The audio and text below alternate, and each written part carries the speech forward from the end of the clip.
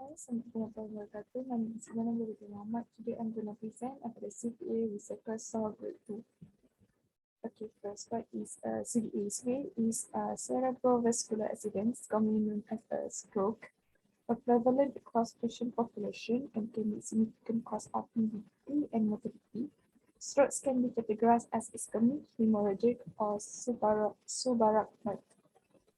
So there's a lot of types in stroke. First is ischemic stroke syndrome, which is effect of decreased blood flow to the particular areas of brains. Then we have a cerebral artery, which is it involves the lateral cerebral cortex, which is best explained by understanding of the somatosensory cortex, which the lateral portion contains motor and sensory function that involve face and upper extremity.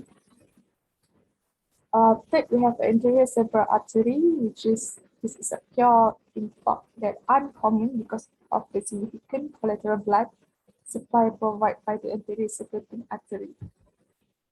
Next, we have a posterior cerebral artery, which is divided by deep and superficial categories based on PCA supply. Then we have vertebrobasilar infarction, which is the region of the brain is supplied by the vertebral arteries and basilar arteries that originate with the spinal column and terminate at the circle of Lewis. Then we have cerebral infarction. Patient may present with ataxia, nausea, vomit, headache, dysarthria, and vertigo symptom. Then lastly, we have a lacunar infarction, which is this territory can present with a pure motor or sensory loss, so much sensory motor deficit or ataxia with hemiparesis.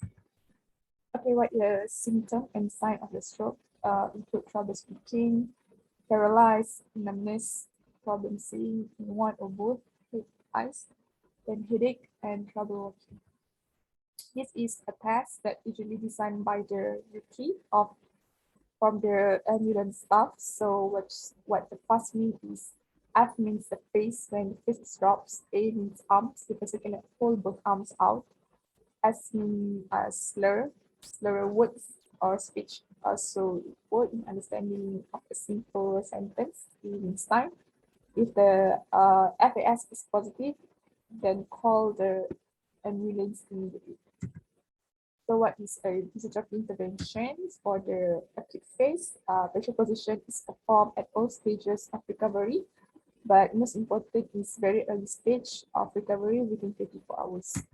Then suppletive technique, it's for the prevent subluxations, which is wearing of immobilizer that's orthosis and supported by the pillows or forms helps to keep the arm and shoulder in correct position. Good positioning will help reduce ligament strength and prevent the appearance of a frozen shoulder that by the Medler and the post 2017. So a study by Medler reveals that reduced shoulder sublux with orthosis can reduce the shoulder pain. Subluxated shoulder can be treated with a taping. Maintaining foot dorsiflexion, patient affected with stroke often manifest equinevarus, equinus, and equinevalgus deformities, which caused by spasticity. For the spasticity is 1 to 2 on the axial scale. The use of ankle foot orthosis may provide sufficient support to correct this position, and it can improve body symmetry in static aerodynamic condition. During gait, it increases the speed, frequency of gait, the left steps, reduce the risk of fall, and improve stability. Facilitate of balance directions. The sitting balance allow for many sensory inputs, enhance the performance of upper limb activities, and transition from one posture to another. Balancing exercises are performed in all body posture where upright and protective fractions are stimulated to the task of maintaining balance in different body posture. For the exercise of muscular strength and endurance, the goal of strength exercise is to increase muscle mass, muscle strength, and metabolism to improve body schema and overall functioning of the neuromuscular system. Exercises are performed for appropriate muscle and muscle group with specific emphasis on the thoracic musculature and the patient functional condition. For the facilitation and walking training, in order to re-education of the gait, the component normal is stimulated Re-education involves stimulations of the stability phase and mobility phase of the lower extremities with adequate postural adaptation of the trunk, head, and upper extremities.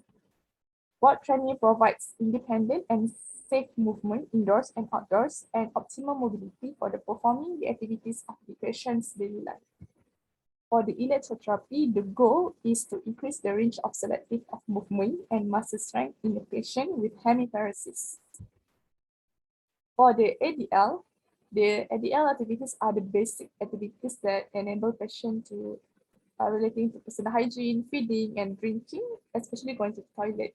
For the effectiveness, depends on person ability to perform, transfer, and requires the use of at least one hand. Difficulties in ADL can be caused by physical and cognitive impairment, and a specific problem-oriented approach needs to be included in treatment. It's important to encourage self-care to involve and educate the family in the conduct of ADL and to ensure that the patient carries out the activity safely. Okay, next I will present about the pressure ulcer or the bed sore. For the introduction, it also termed by a bed sore or pressure ulcer. Is a soft tissue injury that forms as a result of constant or prolonged pressure exerted on the skin. So it's occur on the bony area of on ischium, greater trochanter, sacrum, heel, malleolus, and occiput. So for the etiology, the development of the pressure sore is complex and multifactorial, loss of sensory perception, local and general impact loss of consciousness, and the most important cause that aid in the formation of the ulcer because the patient are not aware of discomfort, hence do not relieve the pressure. So both external and internal factors work still simultaneously forming this ulcer. External factors are pressure, friction, shear force, and moisture, and internal factors, and some other factors like hypermethylated anemia and endothelial dysfunction. So immobility of as little as 2 hours in the bedridden patient undergoing surgery is sufficient to create the basis of decubitus ulcer or the also as a bed sore. The dysfunction of nervous regulatory mechanism responsible for the regulation of the local blood flow is somewhat culpable in the formation of this ulcer. Prolonged pressure sore on the tissue can cause capillary bed occultation, thus low oxygen level in that area. So epidemiology, sacral diabetes ulcer usually occur in elderly patients because they're incontinent, paralyzed, or they dilated and are prone to getting them. Patients with normal mobility and mental status are less to form this ulcer because their normal physiologic feedback system leads to frequent physical position shifts. So as stated above, elder patients are more prone to sacral decubitus ulcer. For the symptom is early symptoms is a discoloration of the parts of the skin, discolorate patches not turning white when pressure is applied, a patch of the skin that is a warm, spongy or hard, pain or itchiness. Okay, for the later symptoms, the skin may not be broken at first, but if the pressure ulcer gets worse, it may form. And a wound or blister is usually on the stage 2. A deep wound which reach the deeper layers of the skin. This happens in the stage 3. For the stage 4, the deep wound that may reach to the muscle and bone. Okay, for the treatment, meningeal ulcer is complicated and there is no fixed treatment. Once it's developed, there should be no delay treatment and management should be start immediately. The goal of this treatment is to minimize the pressure exerted on the ulcer, minimize the contact with the hard surface, decrease the moisture to keep as aseptic or less septic as possible. Okay, there is so some evidence to suggest that hyperbaric oxygen therapy can help with wound healing and it's improved oxygenated in and around the area. Thus, the treatment liquidity also has a basis on the following like prevention, decreased pressure on the wound management, surgical intervention, nutrition. For the stage 3 and stage 4, ulcer may require surgical intervention. There is a 4 staging for the pressure sore. This is from system in the National Pressure Ulcer Advisory Panel system. For the stage 1, skin is intact with the presence of the non-blanchable erythema. For the stage 2, partial thickness skin loss involved with the epidermis and dermis. For the stage 3, is a full thickness loss of skin that expands to the subcutaneous tissue, but does not occur with the fascia beneath, and maybe have a false smelling. For the stage 4, which is the last stage, skin loss extending through the fascia with considerable tissue loss and involved with the muscle, bone, tendon, or joint. Okay, for the complications, is often developed with liquid ulcer. The most common is infection. For the grade 3 and grade 4, require management intensively as the complication can be life-threatening. Okay, for the infection, usually can be periodontitis, infection of the layer covering the bone, osteomyelitis, infection of the bone, septic arthritis, infection of a joint, and formation of sinus abnormal cavity formed by the loss of tissue. For the postoperative and rehabilitation care, for the first forward extension are positioned flat on the support surfaces, after which they can place themselves in a semi-sitting position. Patients start to sit for 10 minutes only after 6 weeks of the surgical procedure.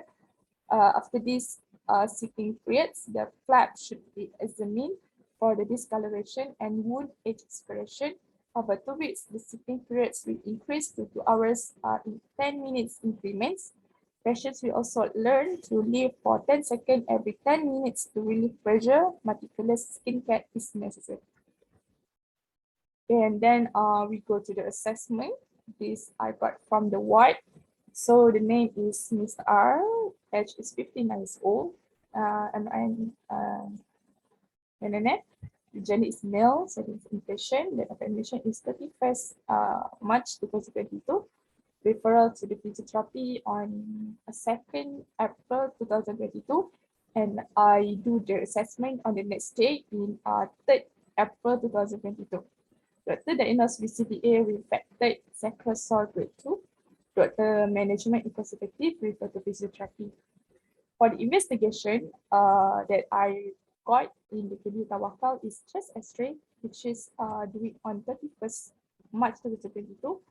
Probably the result is probably in inspiratory effect plus appear clean. For the past investigation, MRI brain, which is on the date 29th December 2021. The result is subcortical white matter is ischemic foci in both frontal lobes, no other significant abnormality. For the patient complaint, his wife complained that patient unable to balance his body while lying down, easily to slip away. Patient also movement getting weaker and unable to move. His wife also complained that patient lost appetite and does not cook for almost 7 days. Prior history on 24th March 2022. After came back from the KPJ Perdana, his wife back to Rawang to take care of the patient. On 29 March 2022, one of patient friends find out that patient having a back sore on the sacral pipe and it's getting worse, so they come to KPJ Tawakal Specialist Hospital on 31st March for the further investigation. So on 2nd April, doctor referred to his physiotherapy for the further treatment. For the past history, on 20 February 2022, patient be admitted on KPJ Perdana Specialist Hospital due to collapse at house in Kelantan. He been diagnosed with CDA and be treated at the physiotherapy in KPJ Perdana.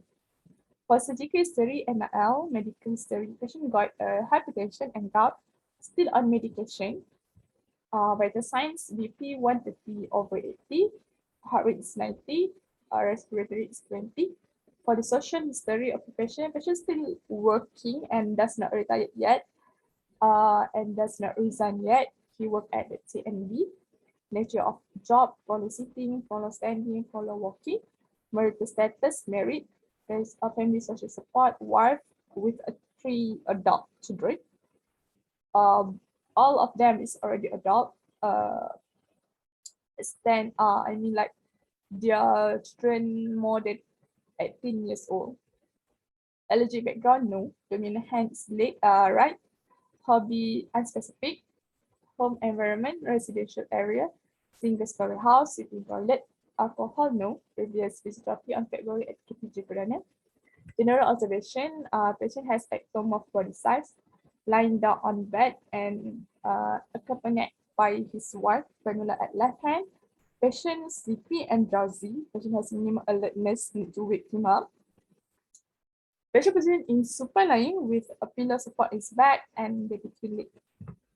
For the local observation, patient has swelling on the right knee patella and also on the right leg with the finger. No body deformity, pressure also on the circle covered by dressing. Palpation of tenderness, edema on the right knee patella and also the same part of the right little finger leg. Warmness on the same part as edema, which is our right knee patella and the right little finger leg. No shoulder sublux, have a stiff on the right popliteal fossa and also on the neck. Okay, for the Glasgow Coma scale, eye-opening response is 3 to speech, verbal response is 2, confused motor response is no response. For the examination, muscle tone, I use the modified Ashworth scale, Bohannon and Smith. Okay, for the right, patient have not increased muscle tone because he have a flat seat. For the left, patient not have increased muscle tone also. For the manual muscle testing in the shoulder is 0. Patient does not have flickering at all. For the elbow on the right side and hip and knee, patient got 1 because I can feel the flickering. For the ankle also doesn't have any flicker because it's 0. For the left side, patient got 3. And he can do it by himself, but a little shaking there. Okay, for the impression, patient has flat seat on the right and hand and leg, reduced ability on right hand and leg due to pathological condition and lack of immobilization. For the coordination test, for the left, is not intact. Patient unable to touch my finger and other part like finger to nose, patient unable to do, especially invisible patient unable to do. For the right, I didn't do to the patient because he fixed it. So I just mentioned that patient unable to do, but I didn't do the test on the right side because he got a facet. Impression, patient have a full connection on the left unaffected side, unable to do on right side due to facet. For the motor control test, on the right side, patient have fair on the both upper and lower, and patient has got full on the left side, upper and lower. For the balance test, both balance test, I cannot do due to patient unable to sitting on support even 10 seconds, patient unable to do. He needs to fully support while doing that. So all the bird balance tests, I didn't proceed more because patient also cannot standing. Patient unable to turning to look behind, patient unable to turning 360 degree. So the total score for the bird balance test is 0 because patient need fully support and fully depend on the person. Okay, for the ADL, for the bowel is 0, bladder is 0 because patient didn't bowel or bladder and didn't poop at all when I assess the patient. So it's 0. Grooming is 0, patient need fully dependent. Toilet use is 0, feeding is 0, transfer is 1, mobility is 0, dressing is 0, stress is 0, bathing is 0. So the score is 1/20. Patient need fully depend on person. Okay, for the sensation test, patient unable to do for the sensation test because patient have confused and he a bit unaware what happened to his body. So I can proceed the sensation test because he's a bit drowsy and confusing and he didn't know the day to day. So I didn't go through the test. For the deep tender reflex, I do the on the both. Both have norm both have flicker. So for the biceps, left is 2 plus, right is 2 plus. Brachioradialis is 3 plus, right is 2 plus. For the patella, 2 plus, and right is 2 plus. But on the brachioradialis, it's slightly hypoflex on left brachioradialis. Analysis, patient have muscle sore on sacral, patient weakness and fatigue on the right hand, upper and lower, patient poor balance strong and able to sit without support, need fully support, poor coordination due to pathological condition, patient reduce MMT on both sides due to pathological condition and lack of immobilization, reduce ADL function due to pathological condition. Short-term goal to strengthen right side, upper and lower limb, to improve balance in upper limb, to improve MMT in both sides, to improve coordination the patient. Long-term goal to maintain muscle strength, to reduce muscle sore, to maintain and improve ADL function, to avoid limitation and contraction. For the plan of treatment, basis RM, movement, active assisted movement, counterbalance control, centering exercise, positioning, and electrotherapy. So what I do with the therapist in the ward, that positioning, lying patient on the side with facing side line with pillow and back and also between leg. So then we do the passive exercise or arm, upper limb, both side, lower limb on both side. All is 10 times in every part. All the movement. And try exercise, sit on the edge of the bed at the chair with fully support. Duration for 20 minutes. Then we do the home education, teach family how to positioning patient in every 2 hours. Advise patient to tilt the knee up, tilt the knee up when eating and drinking water. I mean, like, tilt the bed because patient always lying on the bed. So we advise the family to tilt up the bed for eating and drinking. Advise family to always exercise to avoid stiffness and muscle contraction.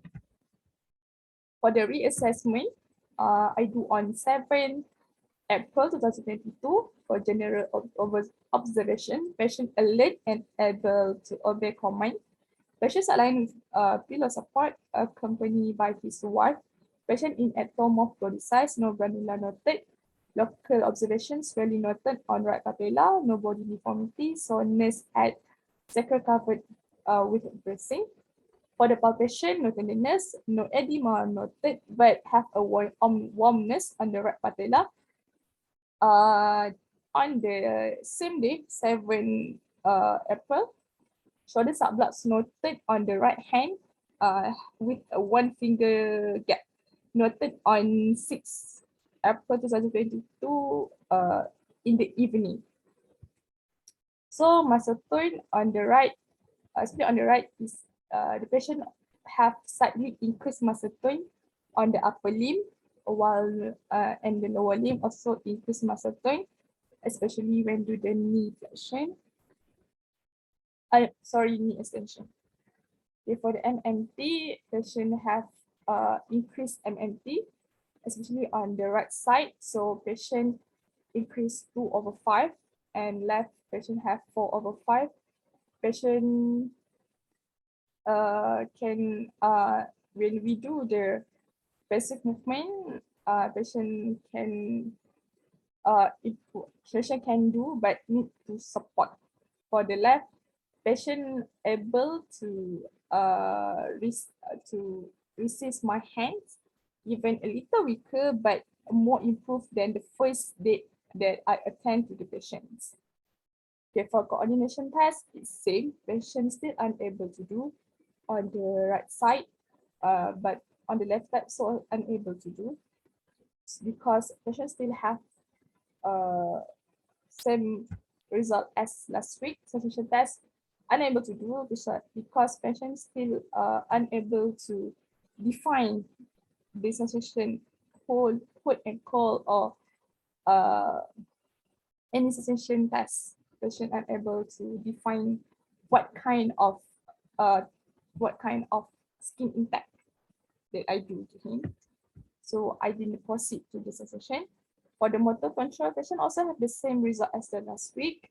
For the body index, these have improved a lot, especially on the bowels, whether patient have bowels, bladder can poop with himself without using any medicine. Patient start to bladder and patient start to can feeding, able to eat and transfer. So total score is 6/20. Patient more improving than the last visit, actually in bowels and bladder. For the bird balance test, patient had improved in sitting and able to sit and support for 10 seconds without a support for the sitting static and sitting and support. For sitting static, patient can do needs moderate or maximum assist to stand to sitting. Okay, sitting and support, patient able to do independently. Okay, or even only for the 10 seconds, but it can see is he improving by the last time that I visit him. So there's have see the improvement there. For analysis, patient have improved MMT 0 to 2/5. Patient have poor balance, they have poor balance, but patient can sit without support for 10 seconds, but patient still cannot stand up, cannot do anything, but he can sit without support, and I didn't do support at all, only for 10 seconds. And he increased muscle tone 0 to 1 due to pathological condition on the right side. Patient have shoulder sublux due to flaccid. Short-term goal, improve MMT on right and left, lower and upper limb to improve balance and reduce subluxations. Long-term goal, to improve ADL function, to improve coordination upper and lower, to avoid secondary complication as muscle contraction and recurrence condition. Plan of treatment, same, PCFRM, active assisted, trunk balance, strengthening exercise, positioning, and shoulder support. Intervention is we do same at the ward. PCFRM exercise duration 10 reps each part, area right and right lower limb, also the left lower limb also. Movement, all movement that we do. Then we do the active assisted exercise on the edge of the back, area leg that left, that we ask patient to do the left to control the right leg, like use the left leg to support the right. So do it by himself. Okay, for the movement, all the shoulder flexion extension, elbow flexion extension, for the hip flexion extension and abduction. Sit on the edge of the bed for 20 minutes without support positioning. Sideline support with pillow. That's all that I do for the patient. Thank you.